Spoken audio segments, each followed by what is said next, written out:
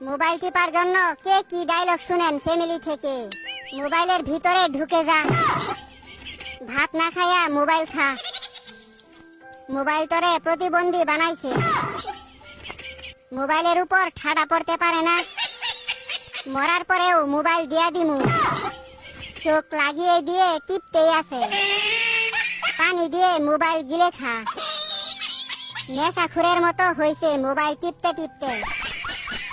হাত ব্যথা হইলে পা দিয়ে টিপ, মোবাইলে তোরে শেষ করছে। তুই কানা হয়ে যাইবি তো, এত টিপে মোবাইল নষ্ট হইতে পারে না। রিজাল্টের পর বুঝামু মজা, অন্ধ হইতে বেশি দেরি নাই। সারাদিন মোবাইলের মধ্যে কি দেখো? আমি বলুম না, আমার শরম করে।